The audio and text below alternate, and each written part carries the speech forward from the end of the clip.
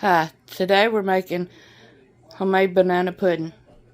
It's the old-fashioned way.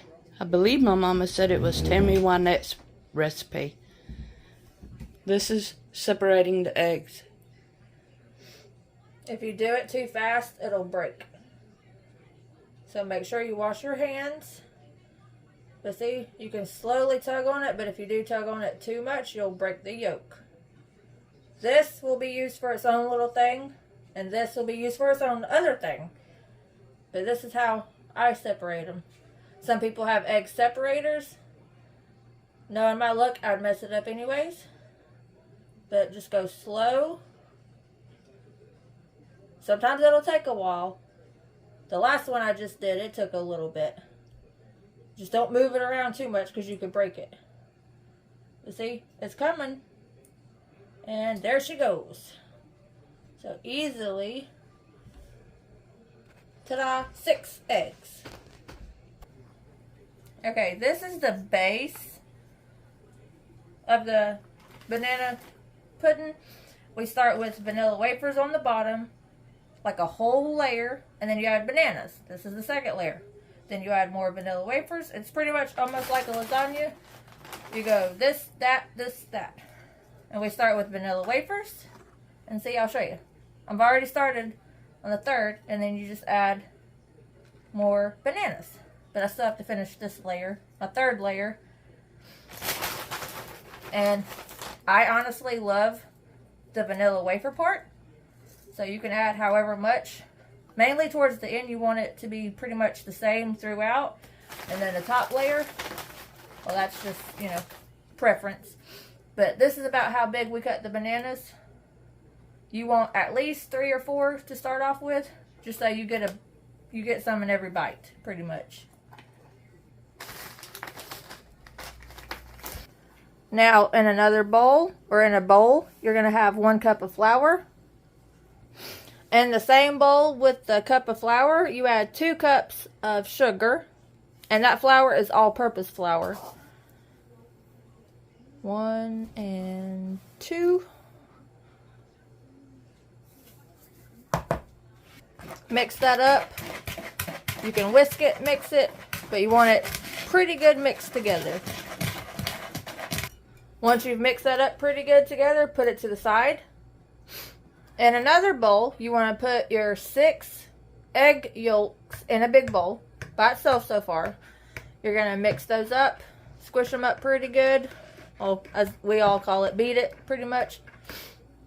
Just like that. Now you add 6 cups of whole milk.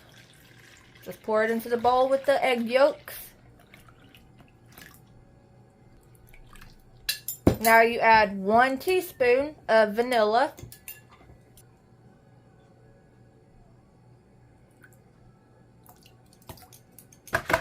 Mix it up. Whisk it.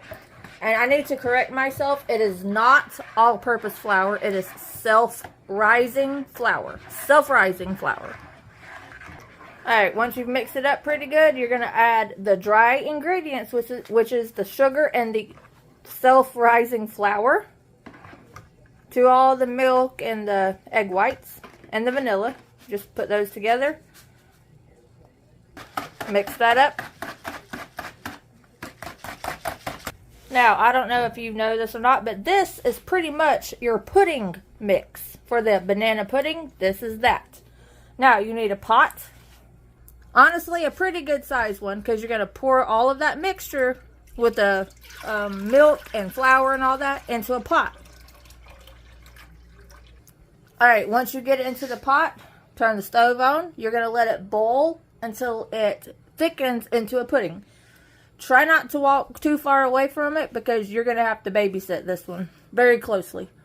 Especially, well, mainly once it starts boiling. Alright, you see how it's starting to thicken? Well, let me see if I can help you. There you go. See, it's thickening. That's what you want. Don't walk away from it. It'll stick super fast. Stir it continuously. Yes. Alright, once it's thick, you're going to pour it onto your bananas and wafers. Just like so. Oh, look at that. Sorry. You want to try to distribute it all over the place, like all over there. Which is also why we only did like 4 layers. 2 of the wafers and then 2 bananas, because this stuff, yeah, it covers a lot. Alright, we had to stop pouring. You have to let it have time to go between the crackers and the bananas and stuff. So we're just waiting for that. See, because we still have more to pour. Alright, now to make the meringue. Since we've already poured the stuff, poured the pudding. You take the egg whites and you add half a cup of sugar. Now you're going to blend this up with a mixer. Now we're going to start on high because this is going to take a while. You have to make a peak. So we start like this and... Alright, it's not done.